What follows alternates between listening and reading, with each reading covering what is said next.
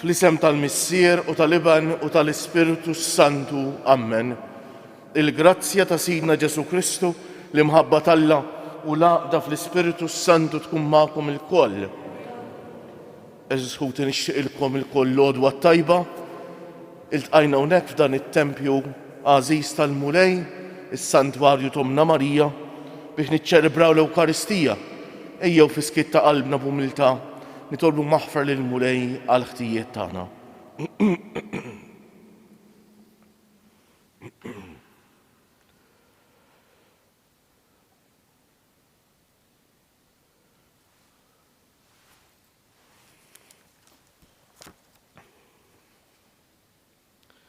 Int ħanin bil-bosta ma' kull min isejjaħlek Mulej ħniena.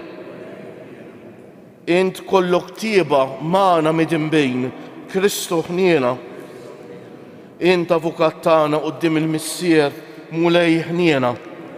Iħenna għalina Alla li jista' kollox jaħfrilna dnubietna u jwassalna għal ħajja ta' dejjem. Sejrin noffru dan is-sagrifiċċju tal-quddiesa għall-erbieħ ta' ħutna Karmela Haber u Lino Recupero. Nitolbu.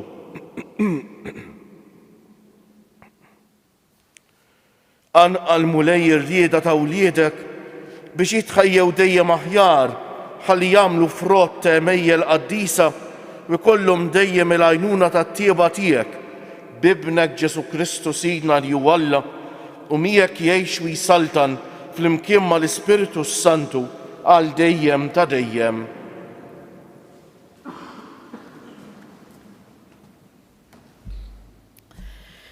Qari mill-ktieb tal-profeta Daniel. Jien Daniel kont qiegħed inħares f'dera li kelli bil-lejl u wara l-erba' tirjieħ tas-sema bdew iqanqlu l-baħar il-kbir u mill-baħar ħarġu 4 bejjem kbar, waħda mhijiex bħall-oħra. L-ewwel waħda kienet qisha iljun bil-ġwienaħ ta' ajkla. Jiena nħares ġwen ħajjan għal-awla, intrefet mill-art, waqfuha fuq riġlejha bħal bniedem u tawa qalb ta' bniedem. U wara kien hemm bima oħra, it-tieni waħda, qisha ors, u waqfuha fuq ġenb wieħed, f'ħalqa bejn snina kellha 3 kustilji u qalula kul laħam kemm trid. Imbagħad ħarist u wara kien hemm oħra qisha leopard b'4 ġwenħajn ta' tajra fuq dara. Din il-bima kellha 4 tirjus u tawa seta' kbira.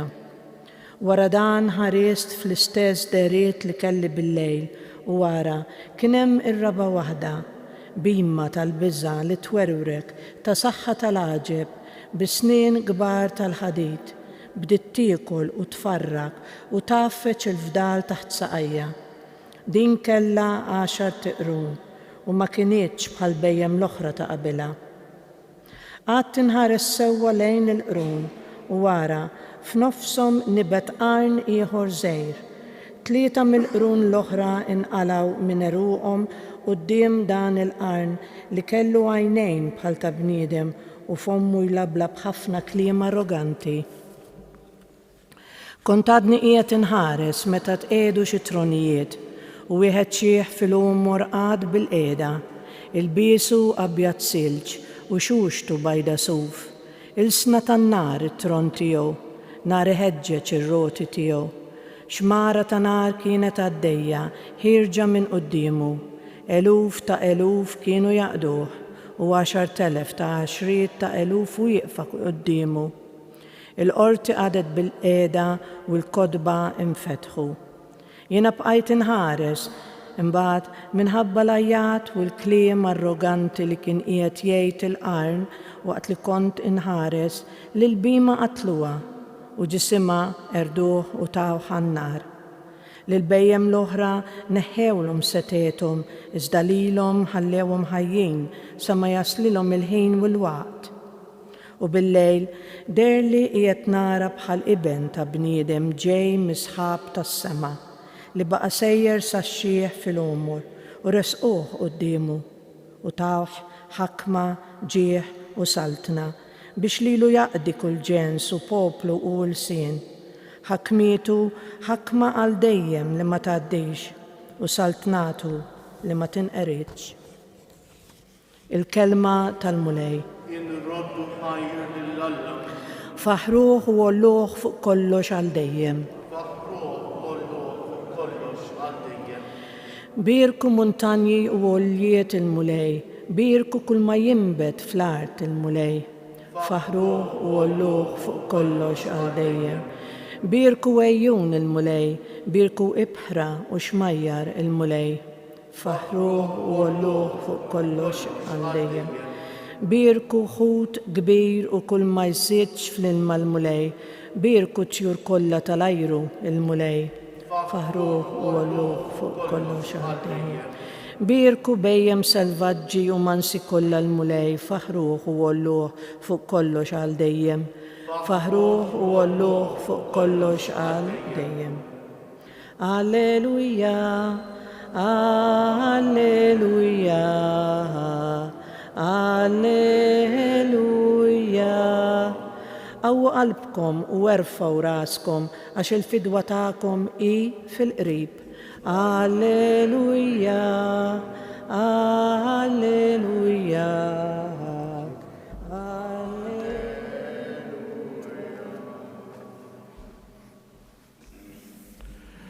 Il-mulej ma'kom. Qari mill-Evanġelju mqaddes skont San Luqa. F'dak iż-żmien Ġesu qal lid-dixxipli tiegħu din il-parabola. Ħarsu lejn is-siġra tat-tejn u s-siġar l-oħra. Malli tarawhom jarmu, intom stess tintebħu li s-sajf diġà fil-qrib. Hekk ukoll meta taraw dan jiġri, kunu għafu li s-saltna tal-Alla i fil-qrib. Tassew ngħidilkom li ma jgħaddix dan in-nisel sa ma jiġri dan kollu. Is-sema u l-art jgħaddu imma kliemi ma jgħaddix. Il-kelma tal-mulej. Bit-tagħlim tal-Evanġelju nitnatfu minnu bietna.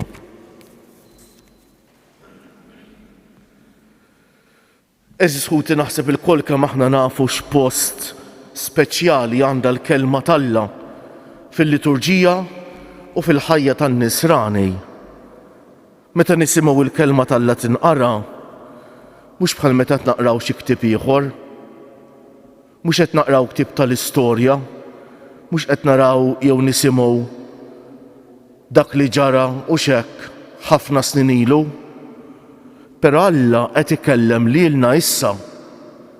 Il-kelma tal-li ħajja u qawwija. Issa qed ikellemna l-mulej permezz tal-kelma tiegħu.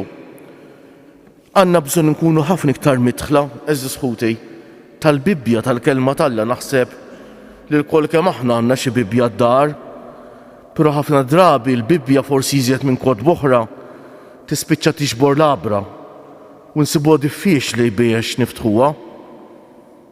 Forsi l-ewwel qari li smajna llum mill-ktieb tal-Profet Daniel ma tantx għamlilna kuraġġ għax huwa qari ftit qejjil biex tifhmu. Dawk il-bejjem u mostri, koroħ u xekk. Importanti li nifhmu li fil-Bibbja nsibu diversi stili letterarji u xekk għandna l-poeżija, is-salmi, għandna l-kotba storiċi li juruna kif Alla intervjena fl-istorja ta' Iżrael. Din is-silta li smajna llum bħal partijiet oħra mill-ktieb tal-Profeta Daniel, siltiet minn kotba oħra u l-ktieb tal-Apokalissi l-aħħar ktieb tal-Bibbja insejħula letteratura apokalittika li fi żmien meta nkitbet kienet popolari ħafna. Illum sirna nsibuha ħafna iktar diffiċli biex nifhmuha. F'dan l-istejl ta' letteratura il-kittieb ispirat minn Alla juża ħafna simboli. Pereżempju dawn il-bejjem x'aktarx ifissru diversi saltniet li kienu jeżistu u li kienu qegħdin jippersegwitaw il-poplu talla.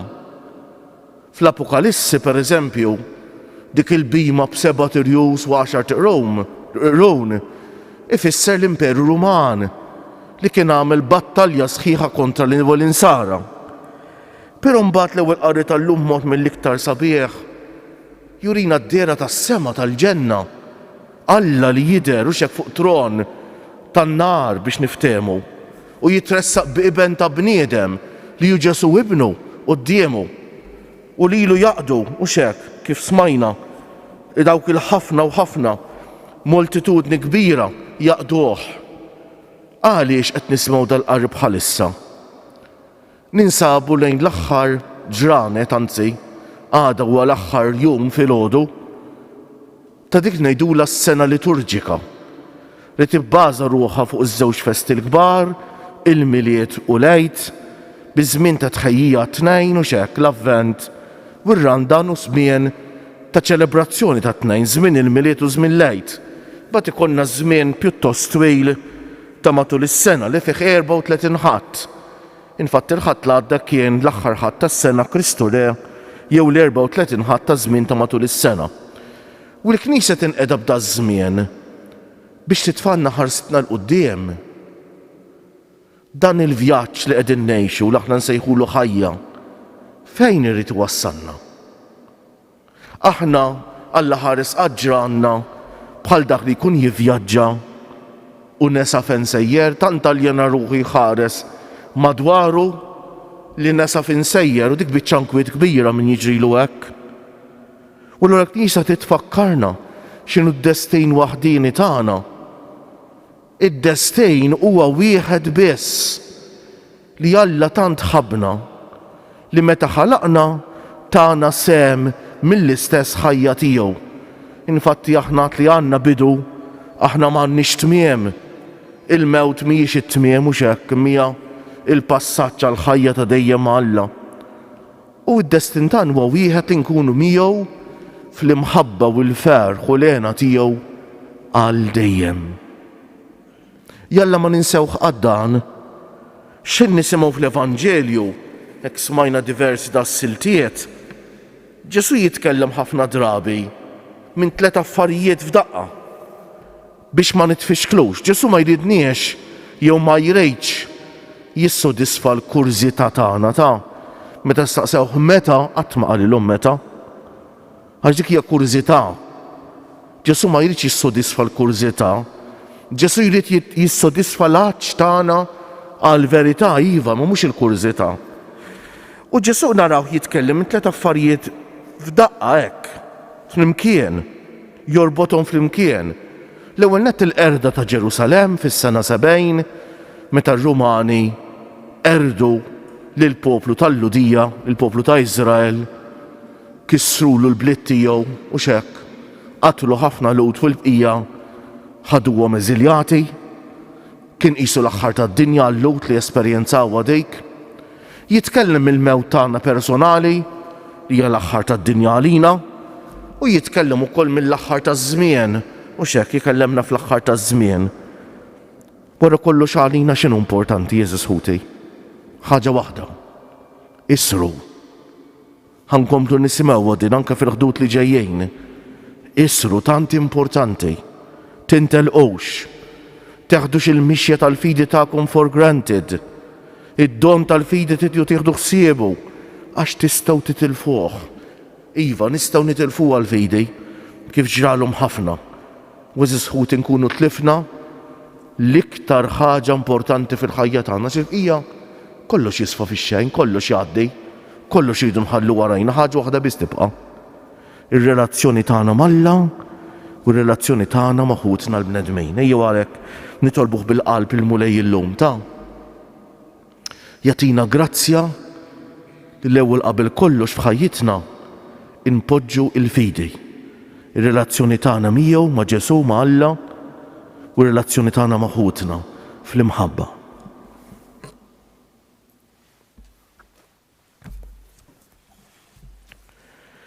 Is-saltna ta' Alla tinsab diġà fostna. Issa jmiss lilna li nfittxuha u nilqgħu fejn tkun preżenti. Nitolbu għalhekk u ngħidu, tiġi saltnatek mulej, tiġi saltnatek mulej. Sabiex il-Knisja tibqa' dejjem l-arusa fidila ta' Kristu u tkun fid-dinja fjamma li tħeġġeġ u ddawwal. Nitolbu, tiġi saltnatek mulej.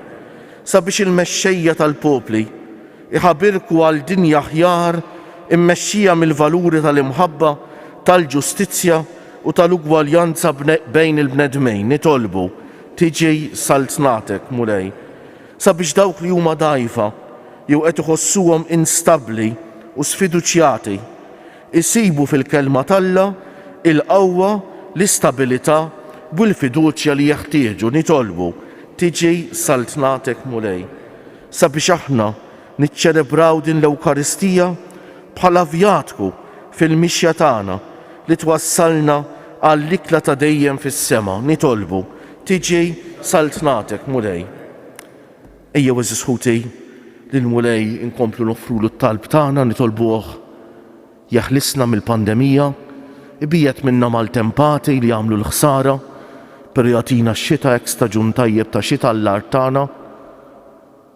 Ejjew nitolbuh għal pajjiżna biex jibqa' miexi fit-triq it-tajba.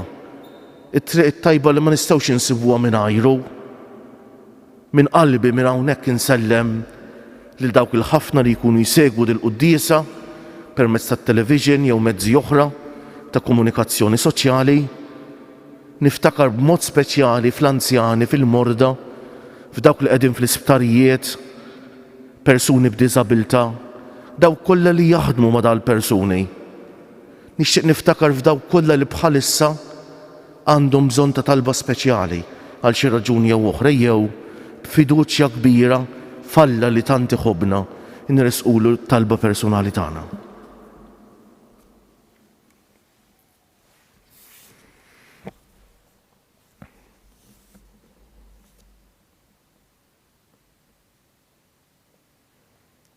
U Alla, ħares din il-familja tiegħek li ta' kuljum tfaħħrek u trodlok ħajr fl-istennija ta' ibnek Ġesu Kristu Sidna li miegħek u mal-Ispiritu Santu jgħix u jsaltan għal dejjem ta' dejjem.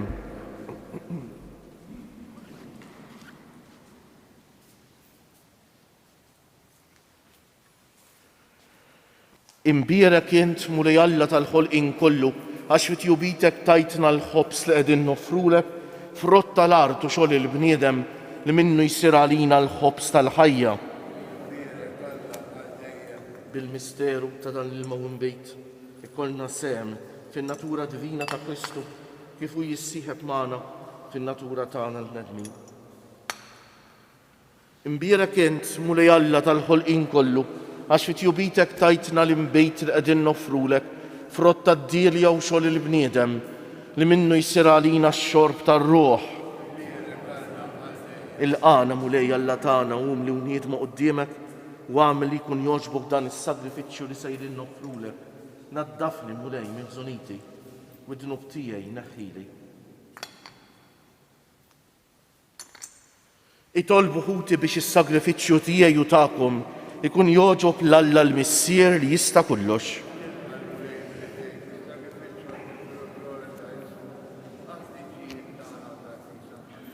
Ilqa' mulej dawn l-offerti qaddisa li jintritna nikkonsagraw lill-ismek u għamel li nobdu dejjem il-kmandamenti tiegħek biex bis-saħħa ta' dawn l-offerti noġbu lit-tieba tiegħek bi Kristu Siedna.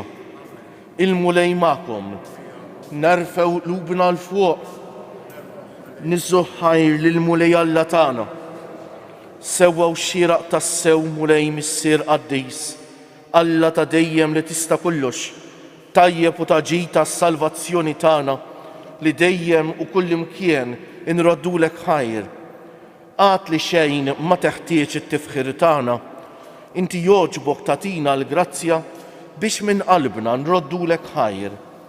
Għax jekk il-ġieħ li nagħtuk ma jżidlek xejn fik innifsek, imma li inna jiswilna s-salvazzjoni bi Kristu Siedna. Għalhekk nissieħbu mal-qtajja tal-anġli u b'farħ kbir infaħruk u ntennulek. Qaddis, Qaddis, mulej Alla tal-eżerċti, is-smawiet u l-art mimlija bil-glorja tiegħek. Osanna fil-għoli tas-smawiet, nbierek minn ġej f'isem il-mulej. Osanna fil-għoli tas-smawiet. Qaddis tas-sewwint mulej, int lajn ta' kull dusija.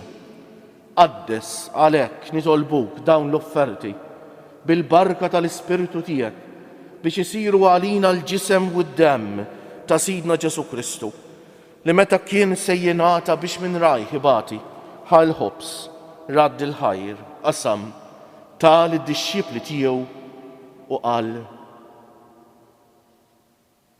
ħudu u kulu il-koll minn dan, għax dan huwa ġismi li jingħata għalikom.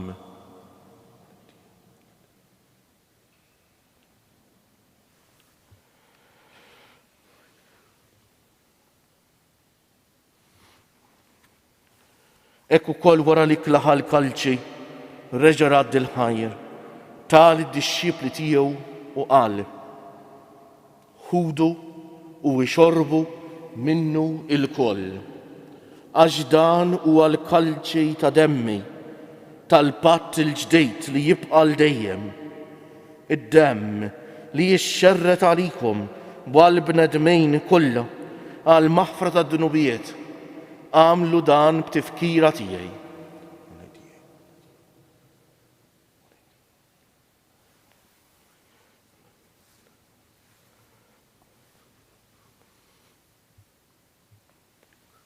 Dan u l-misteru tal-fidi, inħabbru l-mewt tiegħek mulej, nxandru bil-ferħ l-qawmien tiegħek. Għalhekk aħna u nagħmlu dan b'tifkira tal-mewt u l-qawmien ta' Sidna Ġesu Kristu, nofrulek mulej il-ħobs tal-ħajja u l-kalċi tas-salvazzjoni u nroddulek ħajra x'oġbok tilqana hawn quddiemek biex naqduk. U mit-ċokon tagħna nitolbu li l-Ispiritu Santu jaqgħadna f'ġisem wieħed lilna li nieħdu sehem mill-ġisem u d-demm ta' Kristu.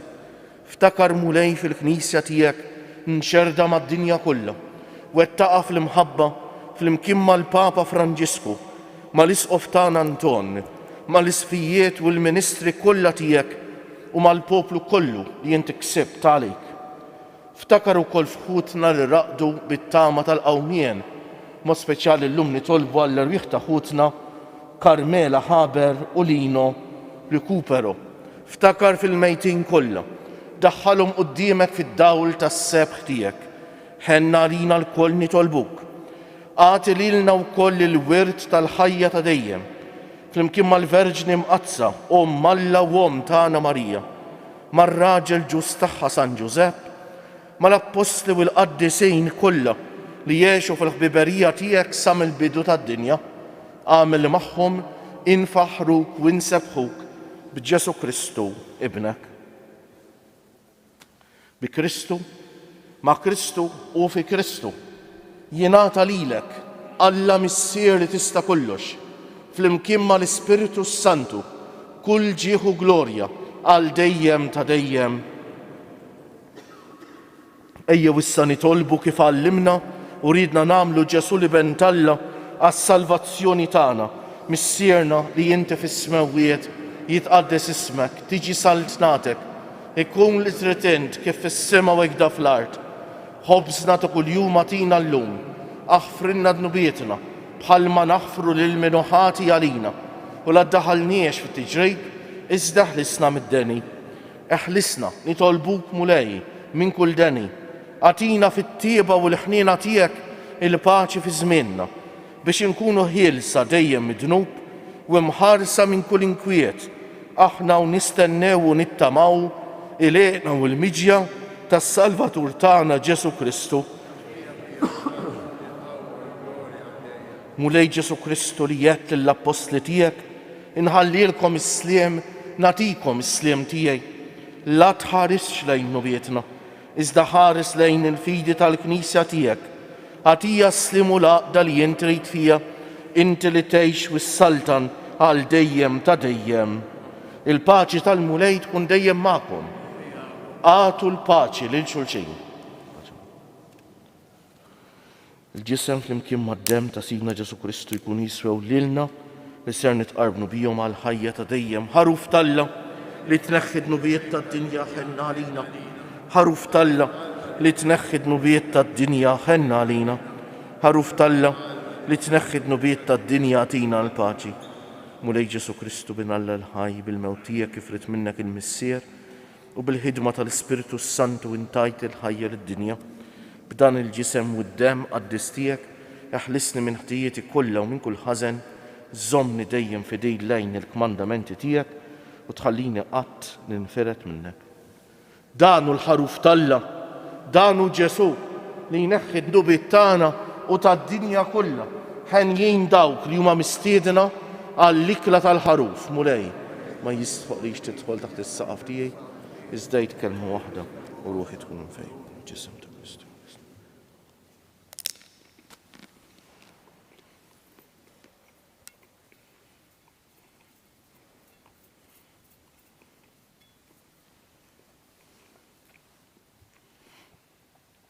Dem ta' Kristu ħarisni.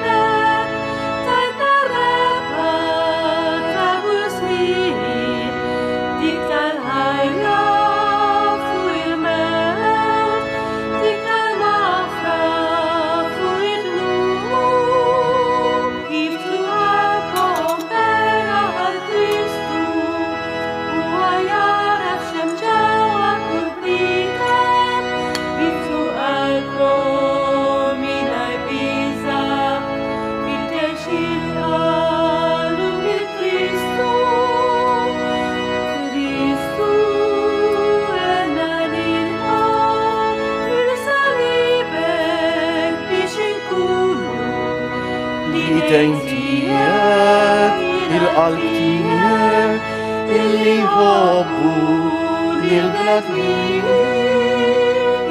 Iftħu qalbkom mera għal-Kristu. Huwa jaraf xem ġewwa kull bniedem. Iftħu qalbkom mingħajr biża' fi teġin għallum lil-Kristu.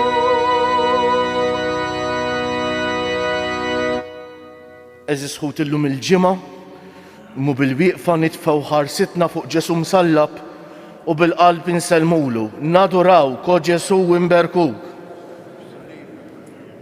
Nadurawk, o Ġesu imberkuk. Nadurawk, o Ġesu imberkuk. Nitolbu. U Alla li tista' kollox inti mlina bil-ferħ, bis-sem li tatina fil-ħwejjeġ qaddisa tiegħek, għamel nitolbuk li aħna qatt ma ninfirdu minnek bi Kristu siedna. Il-mulej ma'kom, iberikkom Alla li jista' kollox, il-Missier u l-Iban u l-Ispiritu Santu. Morru fil-paċi ta' Kristu. Nixtieqilkom il-koll il-ġurnata tajba.